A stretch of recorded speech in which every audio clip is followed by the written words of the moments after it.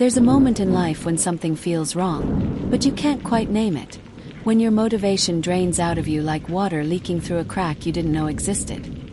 And the terrifying part isn't the emptiness itself. It's how familiar it starts to feel.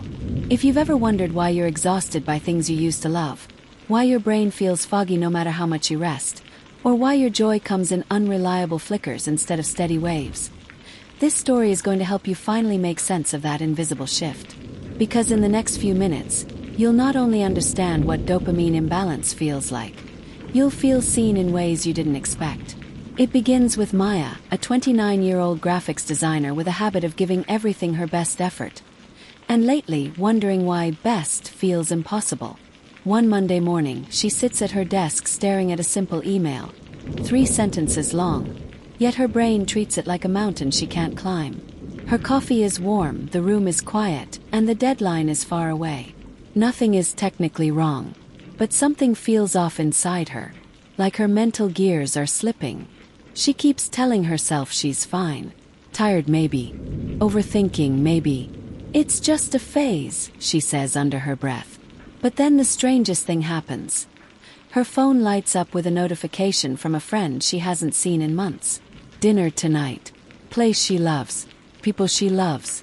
But instead of excitement, she feels nothing. A hollow neutrality, like her brain can't register why this should matter. She wonders silently, when did everything start falling flat? This is the moment people often miss, the first crack in the system. When life is technically good, but the ability to feel it slips away. Maya doesn't know it yet, but this numbness is not laziness, not lack of discipline, not evidence of failure. It's a signal, one that her brain's dopamine system is quietly burning out. Now here's the thing. Dopamine has become a buzzword online, tied to pleasure, motivation, addictions, dopamine detoxes, self-help shortcuts, and quick-fix hacks. But in reality, dopamine is far more complex. It's the neurochemical language of pursuit, anticipation, emotional reward, and drive. It shapes how you move through the world, how you make decisions, and how you stay consistent. It influences how deeply you feel alive. And this is where Maya's story becomes all of our story. Because dopamine imbalance doesn't show up as dramatic breakdowns. It shows up as small disappearances.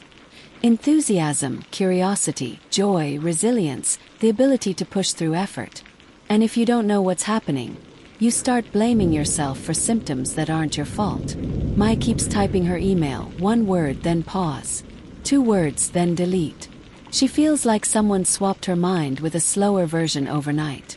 She tries to shake it off, reminding herself she used to work effortlessly for hours. She used to wake up excited for new projects. She used to spend weekends painting or hiking. She had energy, desire, spark. But now, everything that once felt meaningful requires negotiating with herself. That night after work, she didn't go to dinner. She turns off her phone and crawls into bed fully dressed, still unsure why she feels so heavy. She tells herself it's stress. But deep down she's scared, because she can sense something is shifting inside her. The way her emotions respond, the way her motivation behaves, the way her habits feel impossible to restart. Here's the truth she doesn't know yet. Her brain is running low on dopamine. And dopamine low isn't dramatic. It's quiet, subtle, sneaks into your life one drain day at a time. So what is actually happening inside Maya's brain? Let's pull the curtain back. Dopamine is produced in several key areas of your brain, including the ventral tegmental area and substantia nigra, regions deeply connected to emotion, decision-making, habit formation, and the ability to feel rewarded by your actions. When dopamine is balanced, everyday activities feel meaningful. You can start tasks, stay focused, and feel a sense of progress. Rewards feel good. Achievements land emotionally. But when dopamine is dysregulated, either too low or released in chaotic patterns, your brain struggles to generate motivation. Activities that used to feel joyful become dull. Tasks that used to feel manageable become overwhelming. You start feeling detached from your life, not because you don't care, but because your reward system can't register the emotional spark that used to drive your behavior. And this is where people often spiral into negative self-talk. You don't feel driven, so you blame yourself. You can't start tasks, so you call yourself lazy. You lose pleasure, so you feel broken. You feel numb, so you fear you're sliding into depression. But what Maya is experiencing is not a character flaw. It's neurobiology. Her brain is stuck in what psychologists call a dopamine low state. It's not just mood. It's not just motivation. It's the entire system that interprets meaning. Back to the story. Days pass, and Maya begins noticing patterns she can't unsee. She wakes up already exhausted.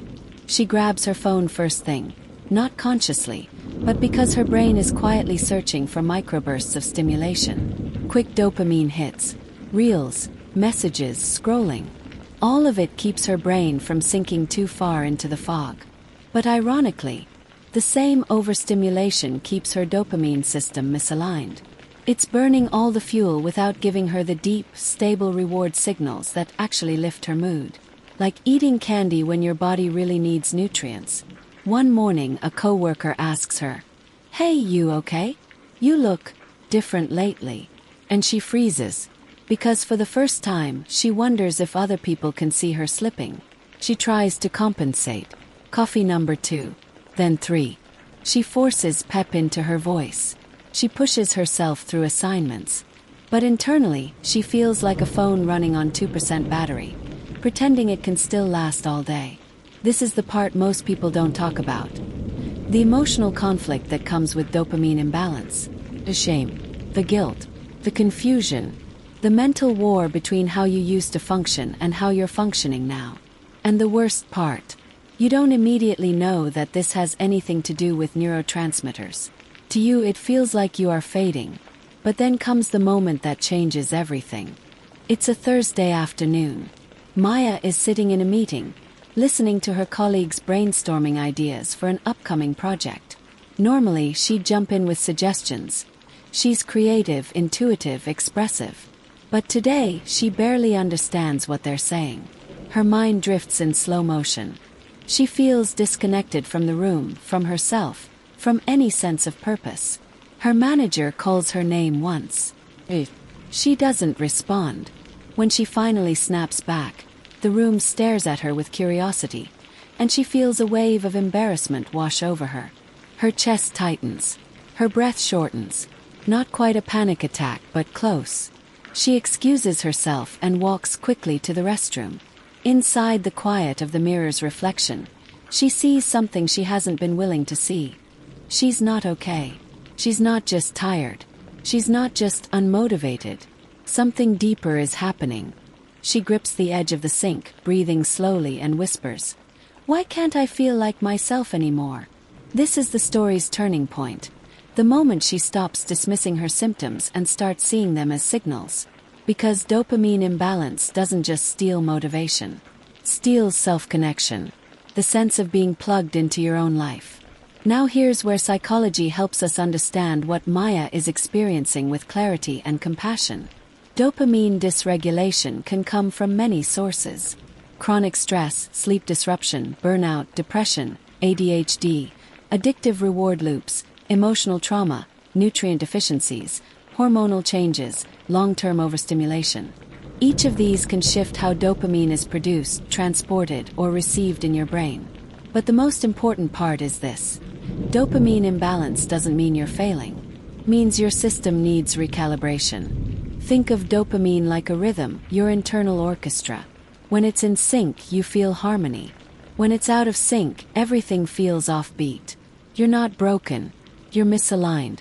And misalignment is fixable. Back to the story. After the restroom incident, Maya finally reaches out to someone she trusts. Her older cousin, David, who's open about his own mental health journey. They meet at a small cafe. And as he listens to her describe her symptoms, he nods with a knowing expression. "Honestly," he says, "it sounds like your dopamine system is overwhelmed. That happened to me last year." She blinks. "Dopamine. Isn't that like the pleasure chemical?" He laughs softly. "It's not just pleasure. It's your drive, your sense of reward, your motivation, your ability to feel progress.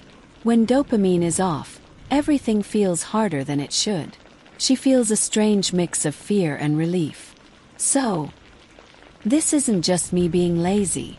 Not even close, he says. Your brain is tired. And for the first time in months, Maya feels tears in her eyes. Not from sadness, but from the relief of being understood. They talk for hours. He shares how he learned to stabilize his dopamine levels.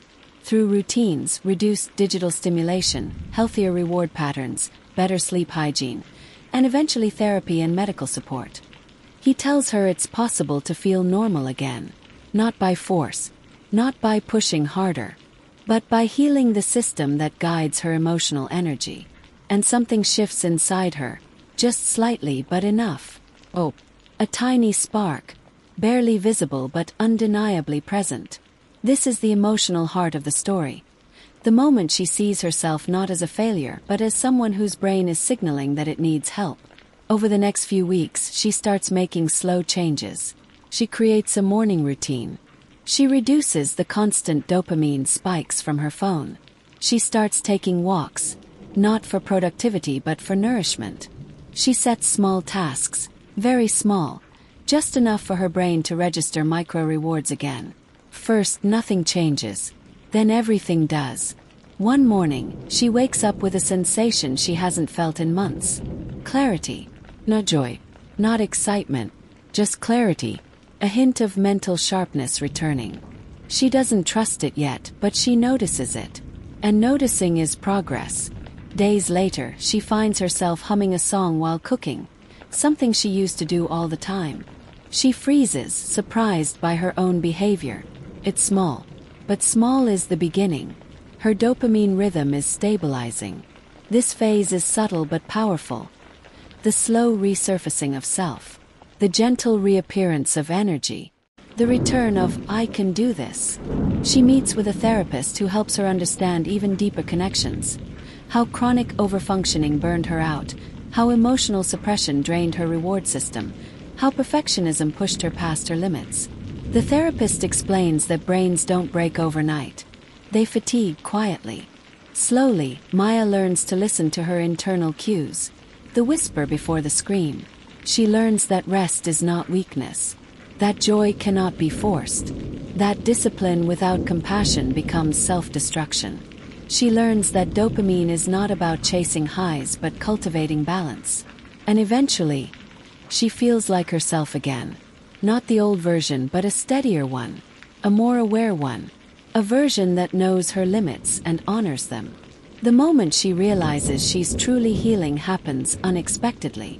She's walking home one evening, and the sky is a soft gradient of pink and gold.